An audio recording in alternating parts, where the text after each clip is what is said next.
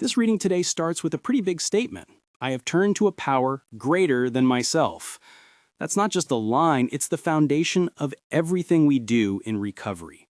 For years, I was the center of my own universe. I thought I had to control everything, fix everything, and carry the weight of the world on my shoulders.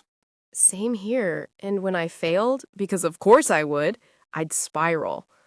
I thought being in control was safety, but really it was a prison. Letting go and turning to something greater, that was terrifying at first. But it was also the first step toward real freedom. It's humbling to realize we're not the main character in the whole story of life, that we're not the axis around which everything turns.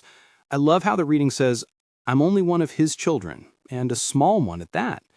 That doesn't mean we're insignificant. It means we're part of something bigger, and we don't have to do it all alone anymore. Yeah, and that part, with God I can face anything, is such a reassuring promise. I've walked through things I thought would break me, but somehow I didn't drink. Somehow I kept walking. And looking back, I can see I wasn't walking alone. Exactly. It's like that line from the Big Book, we are no longer running the show. That used to scare me. Now it gives me peace. Because if God is in charge, I don't have to have all the answers. I just have to be willing to listen and do the next right thing.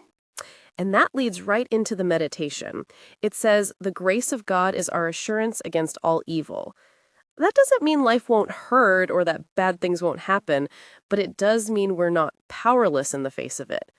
God's grace is what gives us the ability to stay clean, to respond instead of react, to stand firm when the storm comes. And that daily quiet communion part, it's so key. I used to think prayer and meditation were optional, but they're not. They're the way we plug in.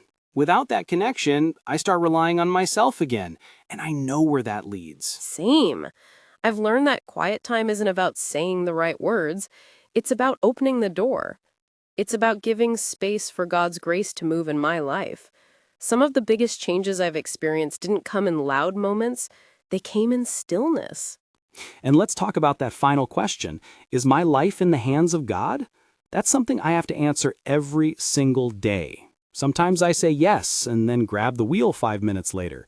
But the more I surrender, the more peace I find.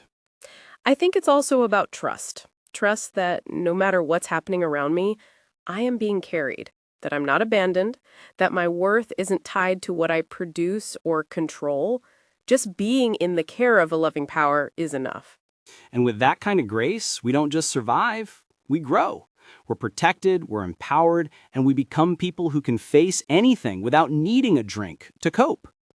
It's a better way to live, a freer way, and thank God we don't have to do it alone. Thanks for listening to our daily podcast. Follow us for more podcasts and amazing daily songs. Take care from Intended Lives.